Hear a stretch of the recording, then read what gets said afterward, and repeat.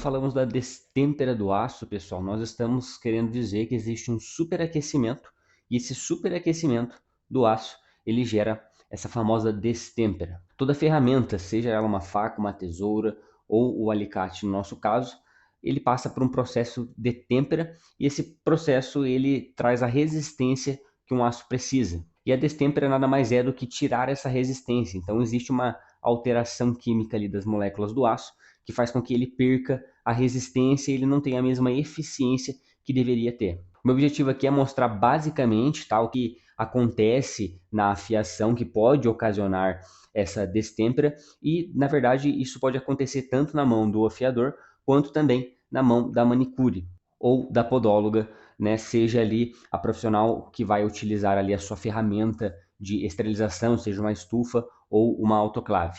Esse assunto ele é importante ser entendido, em primeiro lugar, para que a gente tenha o conhecimento como afiador, para que a gente evite realizar um processo inadequado de afiação que ocasione essa destempera. Em segundo lugar, para que a gente não pegue nenhum serviço, seja qual ferramenta for, né, faca, tesouras, alicates, que estejam, por exemplo, nessa situação, para que nós não saiamos, né, prejudicados. Fazer um serviço em cima de uma peça dessa é, na verdade, podemos dizer, pagar para trabalhar, porque podemos ter prejuízos, eu mesmo já tive prejuízos por não ter esse conhecimento, e realizar um serviço em cima de uma peça que estava em umas condições precárias em relação à destempera, e no final das contas a gente paga por um preço que na verdade não há necessidade de se pagar, e por isso que é importante ter o conhecimento sobre esse assunto. E em terceiro lugar, até mesmo para poder direcionar aí os clientes, né? Já aconteceu muitas vezes de eu pegar alicates depois que eu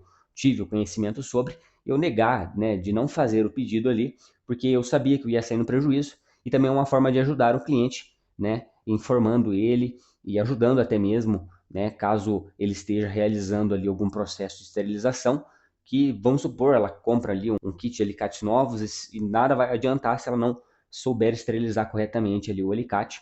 Então, também serve para que a gente possa estar ajudando, instruindo as pessoas aí. Eu aconselho que vocês baixem aqui os PDFs que vão estar disponíveis sobre esse assunto. São pesquisas, tá, que foram feitas, inclusive uma delas é pela própria Anvisa, que fala a respeito de equipamentos de esterilização, como por exemplo estufas e autoclaves, mostrando a deficiência da qualidade de algumas dessas ferramentas, que não apenas não cumpre o papel de esterilizar, mas como na verdade prejudica o aço, a ferramenta ali da manicure, da podóloga, que acaba sendo prejuízo para todos, né? Eu aconselho que vocês baixem, tirem um tempo aí para vocês fazerem uma leitura ali didática que vai ajudar vocês a terem um entendimento, até mesmo para poder ter um argumento para caso surja aí alguma dúvida de algum cliente, e para que você também saiba argumentar se for preciso. Mas basicamente eu quero trazer alguns pontos aqui para poder ser objetivo, para que a gente entenda como que isso acontece. Então eu já disse que todo aço ele é temperado para que ele alcance uma resistência,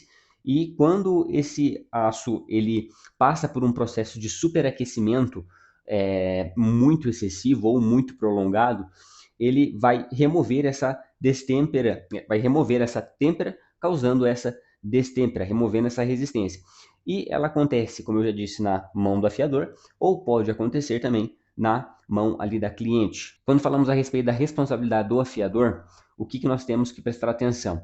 Quando nós utilizamos rotações altas, né, por exemplo, um esmeril ou até mesmo uma máquina de afiação, existem alguns cuidados que precisam ser levados em conta. Então, por exemplo, o método que eu utilizo para poder fazer os batentes, inclusive é o que está no nosso curso, é um método que utilizamos aqui um esmeril, então nós temos uma alta rotação, e o problema não é a autorrotação em si, tá? A rotação elevada. O problema, na verdade, é não saber manusear corretamente essa ferramenta em alta rotação, até porque uma baixa rotação, se não for levado em conta os cuidados necessários, também pode estar ocasionando aí um superaquecimento. Então, quando estamos ali realizando o processo dos batentes, por exemplo, nós utilizamos lixa ali por volta de grão 50, grão 80, que eu já acho o suficiente para poder estar fazendo o processo de batentes. Quando essas lixas estão novas, ela tem uma performance ali muito boa, ou seja, ela remove o material com facilidade.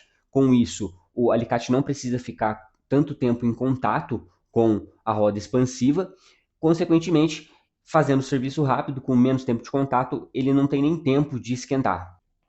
Então, o problema está quando a lixa começa a perder a sua eficiência, aí o alicate, consequentemente, precisa ficar mais tempo encostado, né, em contato ali com a roda expansiva para que a lixa exerça mais voltas no processo. E quanto mais tempo o alicate fica encostado, com alta rotação, mais voltas sendo dada, aí o alicate começa a se expor a uma temperatura cada vez mais elevada. Então, é só prestar atenção, quanto mais a sua lixa ela vai ficando desgastada, mais ela vai levando nós a essa beira, a essa linha que pode ocasionar aí na destempera, tá?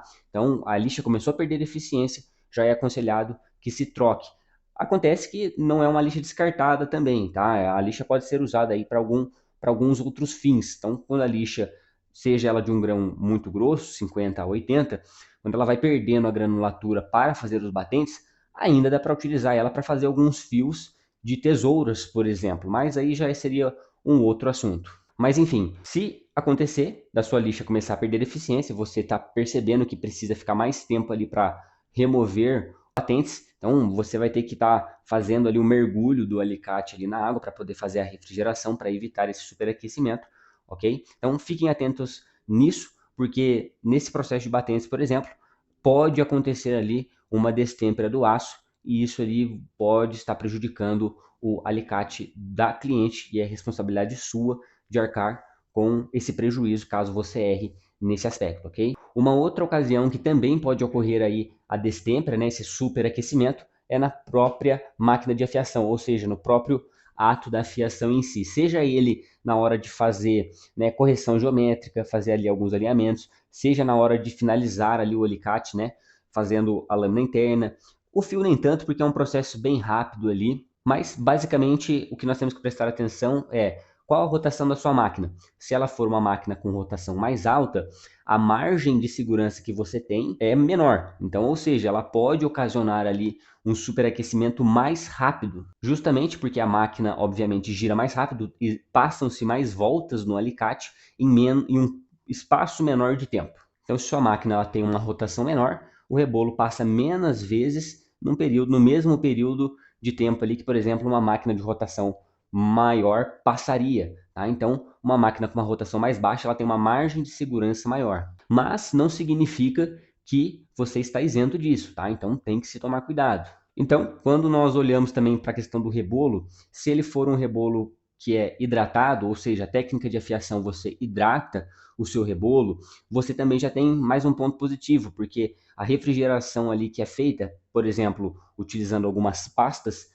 que podem ser variadas, cada profissional trabalha com aquilo que lhe agrada, mas basicamente o papel, né, a função desse hidratante, ele não é apenas para hidratar o rebolo, mas ele ajuda no processo de refrigeração, no processo da lapidação, seja interna, fio, correção geométrica, fora outros benefícios, né, além de evitar esse superaquecimento precoce, né, ele retarda um pouco o superaquecimento, então ele vai ajudando a dar uma refrigerada de leve ali. Mas também ajuda a evitar a liberação do pó, do abrasivo ali do rebolo, ajuda também a evitar de forma moderada ali as ranhuras que acontecem na lâmina, né, na lapidação, ou seja, ajuda até mesmo no processo de polimento, ajuda também na visualização aonde está acontecendo a lapidação, por exemplo, ali quando fazemos a lâmina interna ou o fio. Mas esses são os benefícios aí, né, que estão inclusos na hora de hidratar o rebolo. Mas falando agora a respeito, né, obviamente,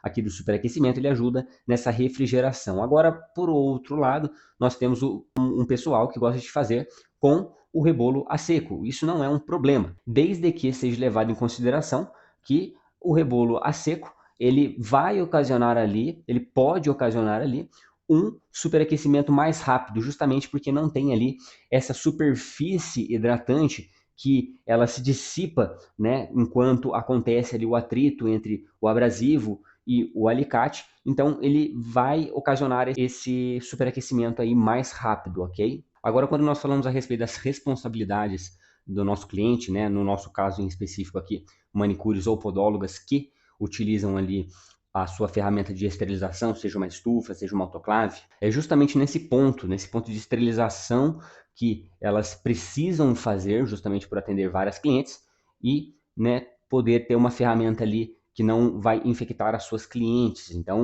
o processo de esterilização é obrigatório e automaticamente cada cliente tem ali a sua ferramenta. Algumas têm a autoclave, que é a melhor e a mais segura, não apenas para garantir a segurança do aço ali, não estragar a sua ferramenta, mas também garantir o processo de esterilização para que não infecte ali a sua cliente.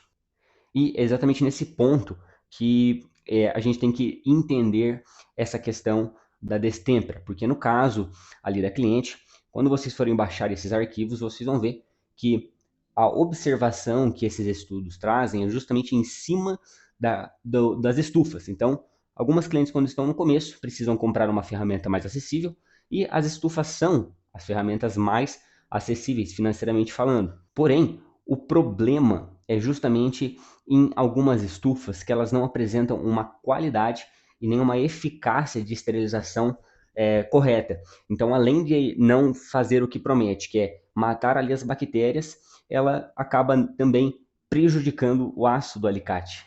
Agora, entendendo que isso acontece também com a manicure, com a podóloga, o que cabe a nós é identificar quando o alicate ele está nessas condições. E de forma bem básica, nós podemos identificar esse alicate com uma cor alterada.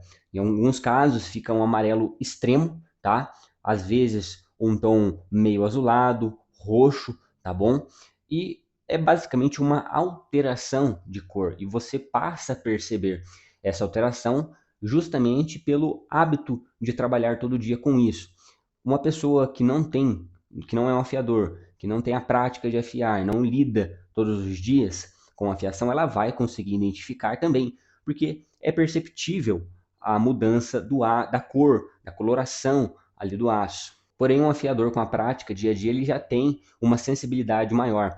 E também tem algumas outras coisas, por exemplo, o desempenho na hora de se fazer o ajuste do eixo, até mesmo lubrificando, o alicate fica estranho para poder trabalhar. Então, caso você pegue um alicate que está alterado, com a sua coloração alterada, observe, você pode pegar esse alicate para fazer, desde que você comunique a sua cliente, explique a situação, justamente para que você não saia prejudicado. Assumir um serviço com uma ferramenta, um alicate nessas condições pode ser um prejuízo, porque você, embora tenha uma boa afiação, você vai trabalhar em cima de um alicate sim, não é garantido que ele vai ter um corte bom, e mesmo que ele tenha um corte bom, a durabilidade não será a mesma do que um alicate que está ali com a sua estrutura molecular, o aço genuíno. Mas também pode acontecer de você pegar um alicate de uma cliente que não foi ela que ocasionou a destempera por um processo errado ali de esterilização, mas às vezes de um outro afiador que ela mandou, aí ela te conheceu, mandou para você e o afiador anterior ocasionou isso. Então, também você tem que ficar atento nessas questões. Mas enfim, galera, o objetivo não é me estender, né, me ramificar dentro de cada situação que pode acontecer, mas é trazer esse assunto à tona para que a gente possa ficar também por dentro, atento, para que nós não saímos prejudicados e que também podemos, né, estar ajudando aí as clientes ou até mesmo passando essa informação para alguns outros profissionais, enfim, porque isso é algo que não apenas nos prejudica, mas pode prejudicar terceiros também.